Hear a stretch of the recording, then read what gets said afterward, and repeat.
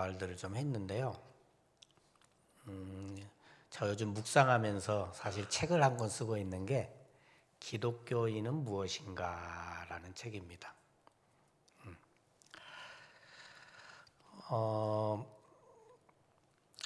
우리 기독교는 종교가 아닙니다.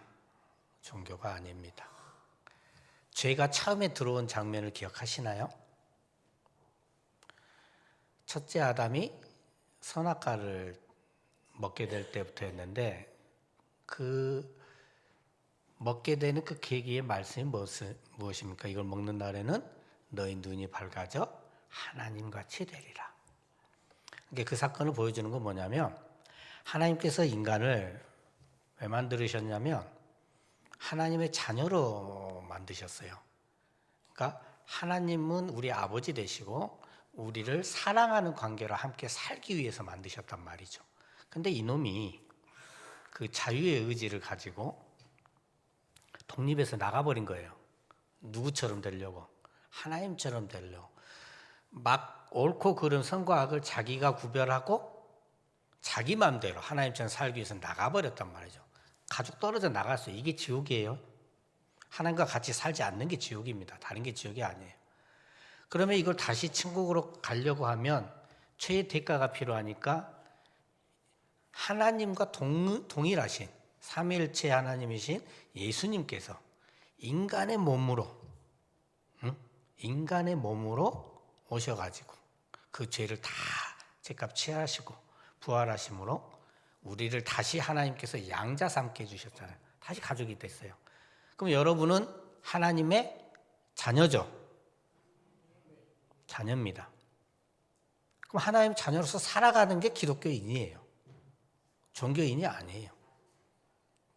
그럼 어떻게 살아가는 게 기독교인일까요?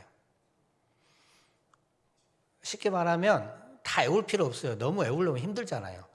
여러분이 목사에게 바라는 게 있죠. 여러분이 하나님께 바라는 게 있죠. 예를 들면 내가 뭔가 잘못을 했어.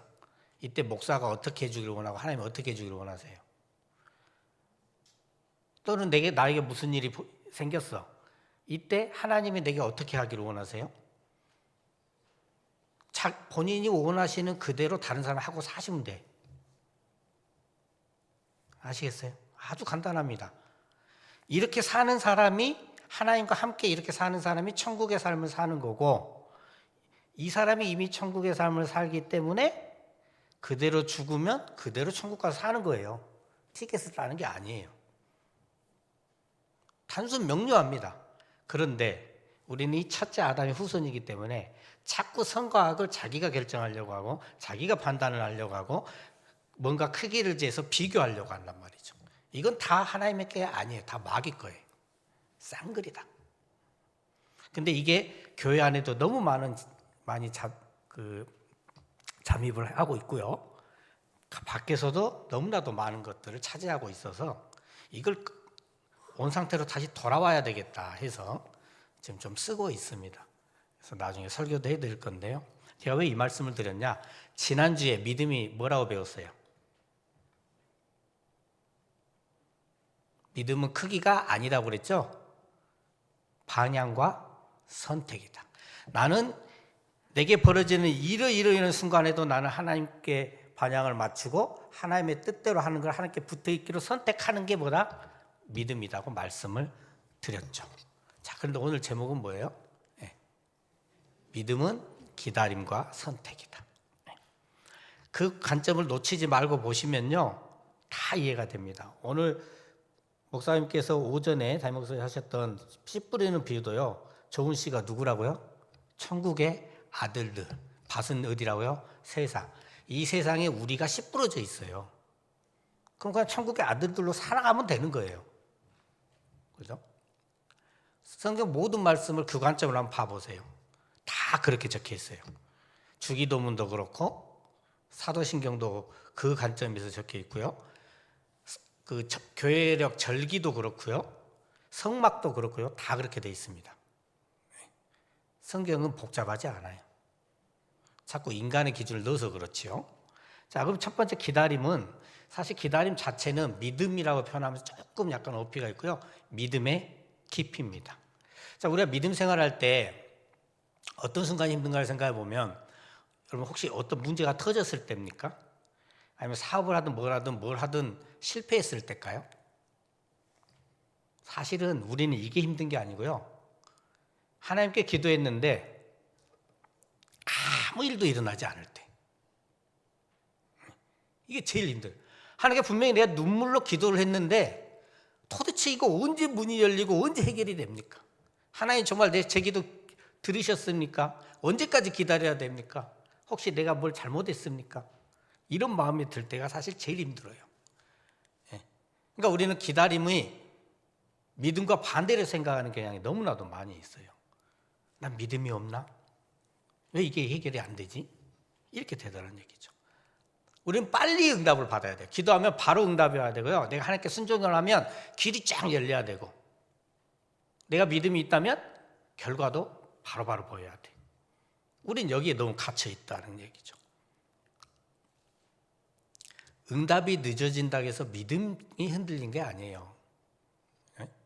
하나님은 딱 이렇게 생각하시면 돼요. 급하게 일하시는 분이 아니라 깊게 일하시는 분이시다.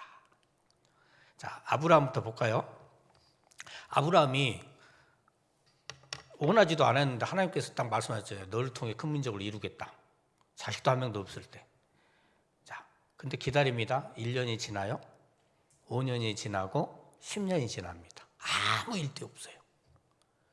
어떤 상태일까요? 여러분 기도했는데 하나님 응답 받았어. 내가 그거 들어줄게 했는데 1년이 지나도 5년이 지나도 강산이 변한다는 10년이 지나도 아무 답이 없어.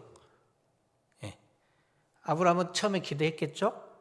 이게 맞나? 내가 잘못 들었나? 혼란 왔겠죠? 실망하게 되겠죠? 체념하게 될 겁니다. 믿음의 조상이니까 안 그럴까요? 주님 도대체 언제입니까? 불신앙자는 이런 궁금함도 안 생겨요. 정직한 질문 던지게 되죠. 근데 하나님은 왜 바로 주지 않으셨을까? 하나님은요, 약속을 먼저 주셔도 이 약속을 감당할 만한 사람을 만드셔야 돼요. 선물보다는 사람을 먼저 빚으신다는 겁니다.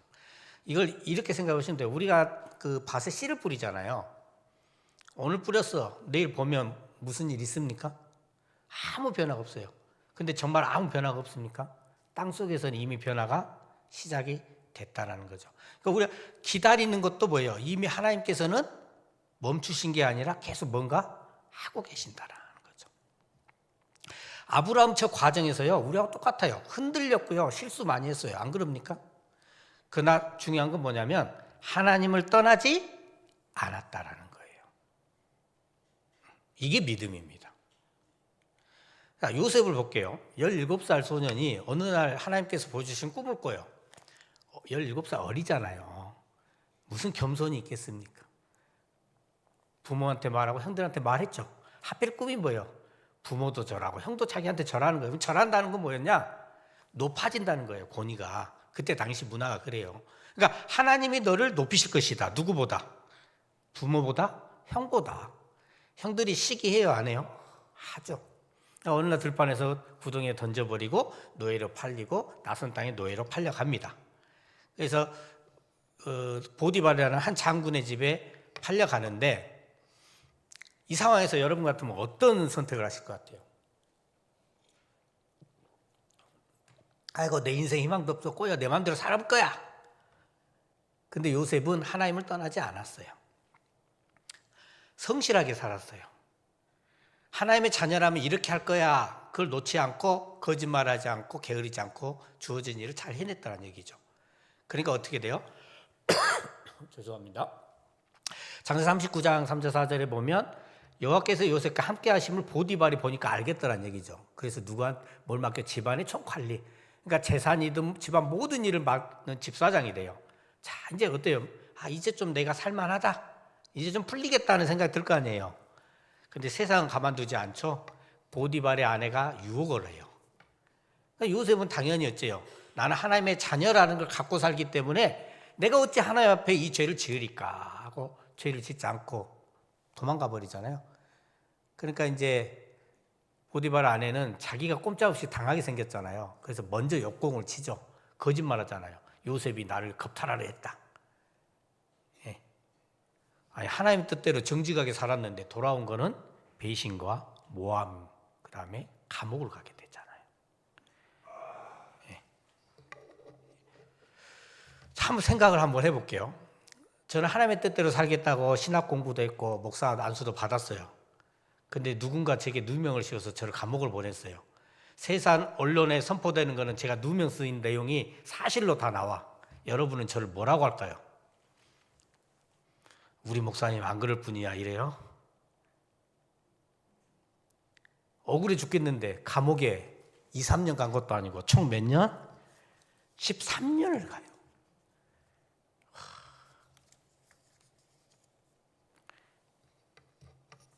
약속을 주셨는데 그 약속이 언제 이루어질지도 모르고 계속 고난과 죽을 고비와 누명과 억울함만 쌓여갑니다. 뭐 하고 계신 겁니까? 요셉을 총리 만드셔야 되니까 다듬고 계시는 거잖아요. 다듬고 계시는 거죠. 큰 인물 되기를 원하시면 이렇게 힘들어요. 나는 작은 인물만 되고 싶어. 그죠? 다윗 얘기해 볼까요? 다윗도 어째요? 양치던 막내 아들이었잖아요. 10대 소년한테 선지자 사무엘이 가서 하나님이 시켰죠. 이 아이가 왕이 될 것이라고 기름을 부어요. 10대 소년이면 이때쯤이면 초등학교 고학년? 그때 가서 기름 부으면서 너 왕이 될 거야 이러고 갔어. 이 초등학교 고학년이 어떤 기분이 들까요? 어떤 생각을 할까요? 내가 왕이 돼? 왕궁으로 가야 되잖아. 근데 어디로 가냐면 그대로 들판을 나와서 똑같이 양을 쳐요. 왕이 될 거야 했는데 변한 건 하나도 없습니다. 그다음 이제 우리가 잘 알고 있는 막대기와 돌로 거인 골리앗을 물리쳐서 백성들의 영웅이 되죠. 백성들이 이렇게 노래를 합니다. 그때 당시 사울 왕이었는데 사울은 천천히요 다윗은 만만이로다. 사울 왕이 들으면 기분이 좋겠습니까? 저것이 왕 되겠다 싶잖아요. 내 왕자가 위험하니까 죽이려고 해. 창을 던지고 막 그러잖아요. 그래서 도망자가 되고 동굴로 숨고 광야를 빙빙 돕니다. 저 때가 10대 중반, 중학교라고 생각하시면 돼요. 중학생이 목숨에 위협을 당하고 군대들한테 쫓겨서 도망가서 동굴에 숨어 산다니까. 중학생이 잡히면 죽어요.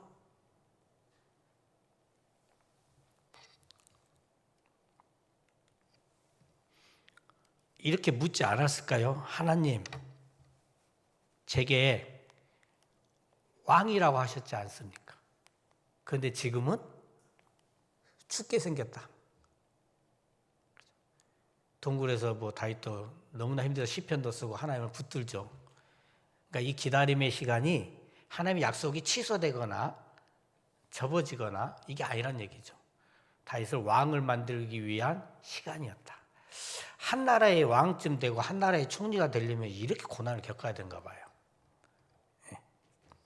그래서 대한민국을 좌지우지하는 어떤 목사가 되려면 겁나 힘들 것 같으니까 저는 그냥 조그만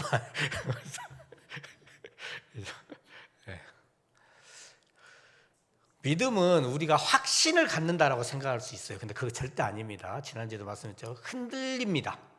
흔들려도 하나님을 떠나지 않는 것이 믿음입니다. 진 듯이 끈하게 버티는 겁니다. 그게 기다림이에요. 그게 기다림. 자, 그러면 이 믿음이 어떻게 드러나느냐? 지난주에도 말씀드렸던 선택입니다. 선택. 믿음은 생각이 아니라 뭐다? 선택입니다. 내가 선택할 때 결정난다. 자, 요거 아침에 홍보하더만요. 생각만 하고 있으면 믿음이다. 선택. 여러분 이거 이용 많이 하세요. 제가 아까 제가 원래 가수들을 별로 안 좋아해요. 가요도 별로 안 좋아했어요. 대학생 때. 그런데 그때 대학교에 가수 한 명을 초대를 했어. 학교에서. 누군지 기억이 안 나요. 근데 현장에서 들으니까 와, 이거 장난이 아닌 거야. 이게 라디오나 TV로 보는 거 완전히 달라. 그 가수 팬 됐어요 그때. 그 가수 모든 노래가 다 좋아져. 이거 아무것도 아닌 걸로 생각하세요. 그냥 놀러 가는 기분으로라도 가보자고 고구마도 준다잖아요. 여러분들이 밥을 사 먹이든 어쨌든 데리고 가서 한번 겪어보세요. 그 분위기가 여러분들이 상상할 수도 없는 일이 벌어집니다.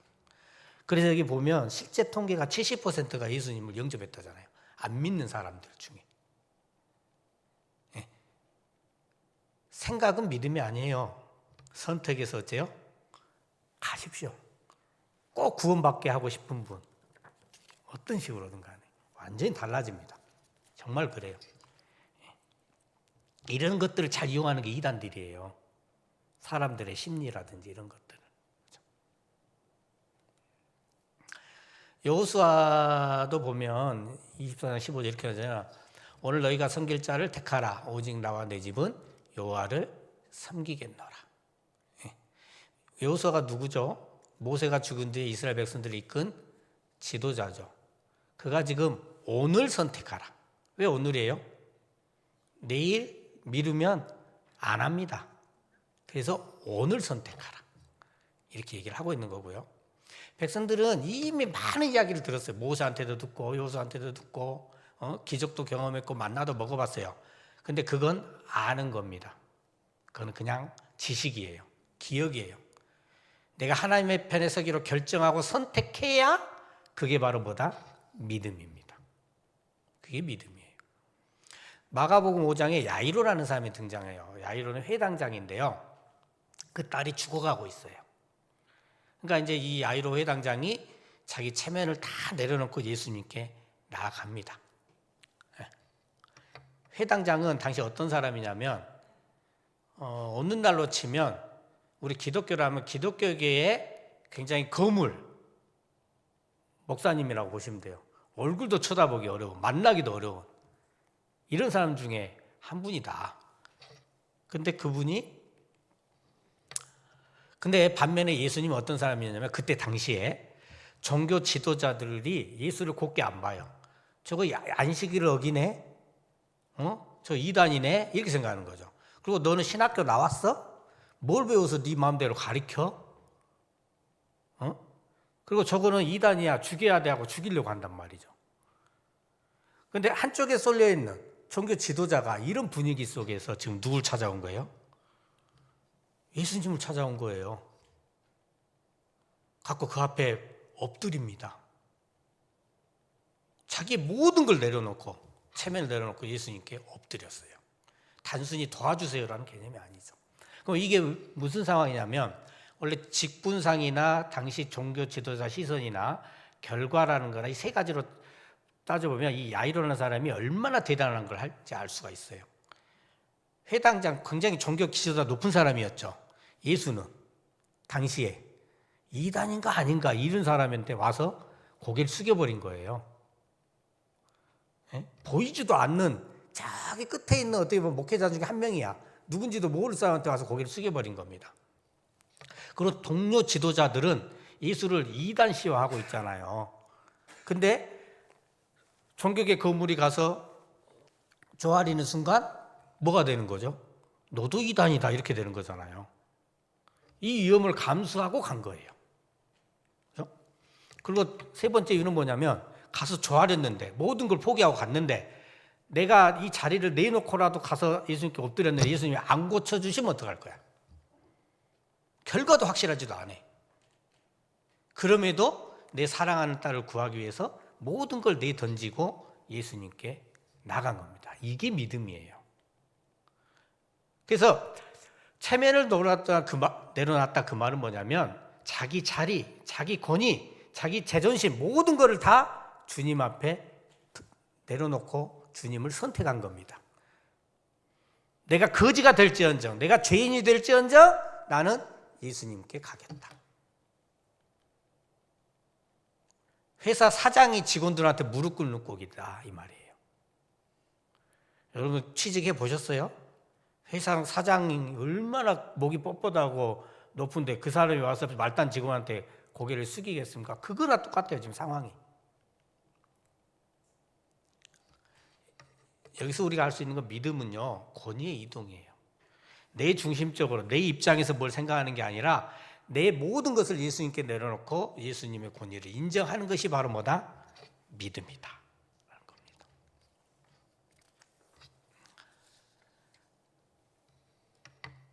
지금 야이로는 딸이 낳을지 모를지 확신도 없었던 사람이에요. 그런데 그 절박함 때문에 주님께 반향을 마치고 주님께 나아간 이것이 바로 뭐다?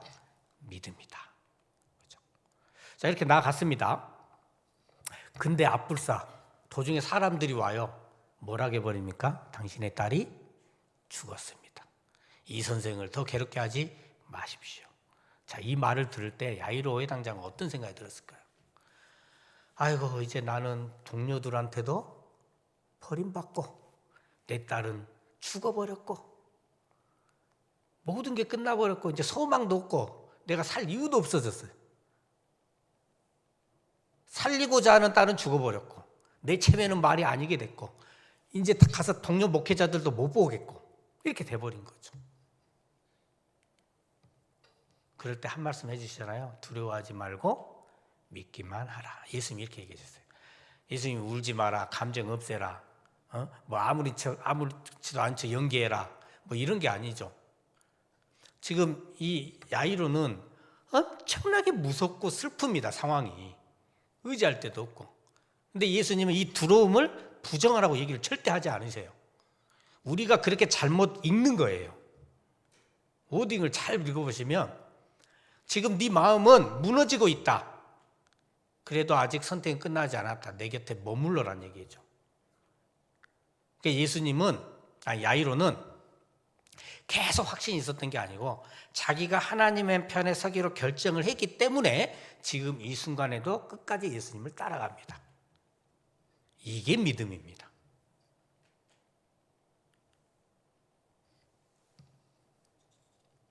그래서 저 네모 안에 있는 거 한번 다 같이 읽어볼까요? 시작. 믿음은 불확실한 순간에 하나님 편에 서기로 정하는 것이 믿음입니다. 믿음은 두려움이 없다가 아니라 두려움이 있지만 누구 편에 설지 결정하는 것. 이걸 반드시 성공할 거야. 이건 무조건 될 거야. 이런 확신이 생겨 선택하는 게 아니고 실패할지언정 그리 아니하실지라도 선택하는 것이 믿음이고 그 선택 때문에 확신이 생겨가는 것이 믿음의 자람입니다. 결혼을 한번 예를 들어볼게요. 그러면 결혼할 때 한번 생각을 해보세요. 요즘은 조건도 따진다고 엄청 따지지만 아무리 따져봐야 내가 결혼할 이 사람이 10년 뒤의 모습을 제가 알아요? 여러분이 압니까? 모릅니다. 이 사람이 언제 아파서 언제 죽게 될지도 모릅니다. 미래에 부자가 될지 망하게 될지 아무것도 모르지만 왜 결혼 서약을 합니까? 미래를 다 알아서요? 그 사람을 신뢰하기로 선택했기 때문에 결혼 서약을 하는 겁니다. 믿음도 이래요. 우리가 하나님의 계획을 다 이해하는 것이 아니고 내가 하나님을 신뢰하기로 선택했기 때문입니다. 이게 믿음인 거죠. 다니엘 봐볼까요? 다니엘은 나라가 망할 때 바벨론에 포로 끌려갔습니다. 이때 청소년이에요. 청소년. 어립니다. 집도 없어졌죠. 부모도 잃었죠. 성전도 잃었어요. 아무것도 없어요. 데리고 가서 왕궁에서요. 왕궁의 음식을 먹이고 왕의 문화를 가르쳐요. 일본 사람들이 우리나라 점령했을 때 우리나라 문화를 없애려고 했잖아요. 그러니까 그쪽 문화를 없애버리고 바벨론의 문화로 기우려고 그 교육을 다 시키기도 했는데 이제 다니엘은 선택이 남았잖아요. 무엇을 선택할 것이냐. 바벨론 거 선택하면 배 따뜻하고 왕궁에서 사람이 얼마나 행복하겠어요. 그런데 바벨론은 왕의 진미를 다 거절합니다. 왜? 하나님의 율법에 맞지 않다. 뭘 선택한 거예요? 하나님을 선택한 겁니다. 이 작은 선택이요. 선택이 훗날에 사자굴에서도 믿음을 흔들지 않는 믿음의 뿌리가 됩니다. 그래서 우리가 큰 거를 선택하려고 하는 것이 아니고 아주 작은 것 선택하는 것이 믿음입니다. 사소한 것부터. 에스더 볼까요? 에스더는 유대인이었는데 자기 민족이 유대인이라는 걸 숨긴 채 왕비가 됩니다. 근데 왕의 신하 하만이 유대인을 다 죽이라는 법을 만들어요. 자, 이럴 때 에스더는 이제 두 가지 선택이 남았습니다. 가만히 나 살자고 가만히 있어서 자기 민족이 다 죽기를 기다릴 것이냐, 아니면 왕한테 나가서 내 민족을 살려달라고 요청할 것이냐. 이 요청을 여러분은 쉽게 생각하는데요, 그때 당시에는요 왕이 찾지 않았는데 스스로 나가잖아요. 왕이 허락을 안 하면 죽어야 돼요. 그러니까 자기 목숨을 걸고 왕한테 민족을 살려달라고 요청할 수 있을지 없을지도 몰라. 불확실해. 말도 못하고 죽을 수도 있어. 그래도 나갈 것이냐, 아니면 어차피 죽을 수도 있는데 그냥 가만히 있을 것이냐 선택인데, 에스더는 뭐라고 하냐면 죽으면 죽으리이다. 내가 죽더라도 누구 편에 서겠다? 하나님 편에 서겠다. 이게 믿음입니다. 아까 교육할 때 제가 이런 말씀을 했었어요. 믿음이 좋으신 분이 교회 나와서 예배를 드려요. 특히 오늘 오후 예배 이거 하고요. 믿음이 별로 없는 것 같아. 나온 지 얼마 안 됐어. 그분이 나올지 안 나올지 정말 힘들어 보이는데 교회 나와서 예배 드려요. 어떤 분이 더 믿음이 큽니까? 굳이 크기로 따지자면 믿음이 좋은 분이 나온 건 당연한 거예요. 힘도 안 들어. 이분이 나온 거 힘이 엄청 든 거야. 이분 입장에서 이게 믿음이 더 크지 않아요? 이 시각의 차이가 성경이 바라보는 믿음과 우리가 생각하는 믿음이 너무 갭이 커요. 남하고 비교할 수 없어요. 각자에게 선택이 다 하고 있기 때문에 비교가 안 됩니다. 오직 했으면 내 감기가 다른 사람 암보다 더 아프다고 표현이 있잖아요. 각자가 믿음을 선택하면서 힘들게 살고 계시는 거죠. 정리 한번 해보겠습니다. 요셉은 감옥에서 기다렸고요. 다윗은 동굴에서 기다렸습니다. 아브라함은 약속을 받고도 오랜 세월 동안 자녀 없이 기다렸습니다. 그러나 이런 기다림은 하나님과의 믿음이 깊어지는 시간이고 하나님께서 사람을 빚어가는 시간이었다.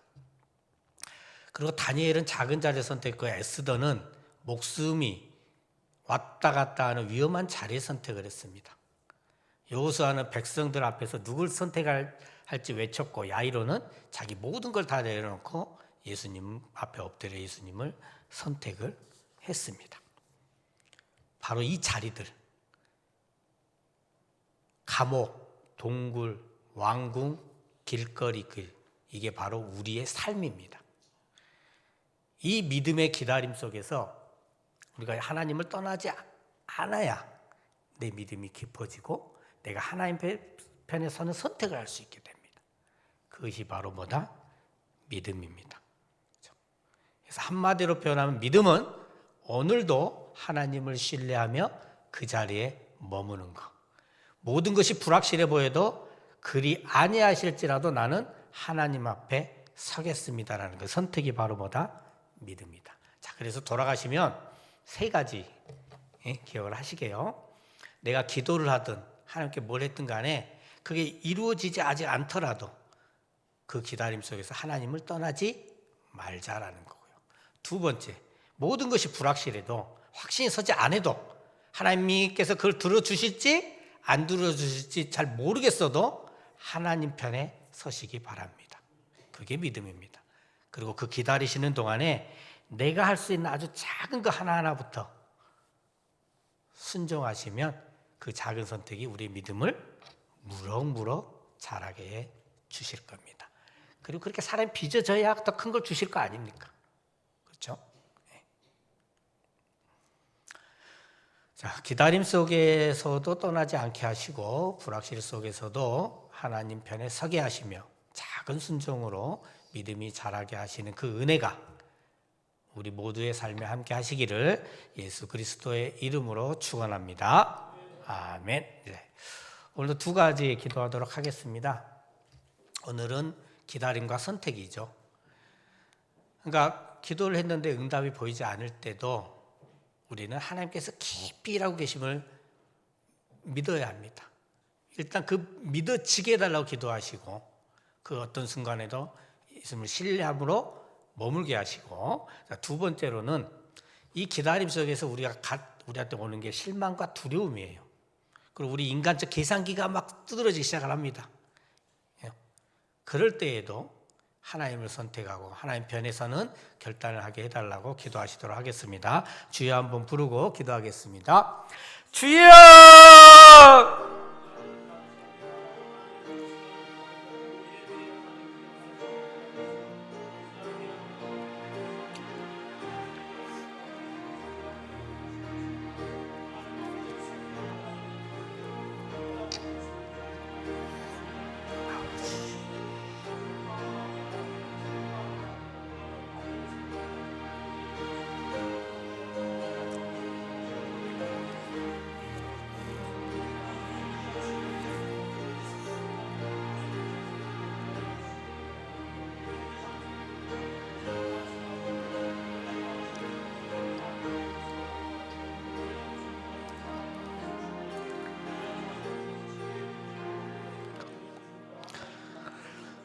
하나님 아버지,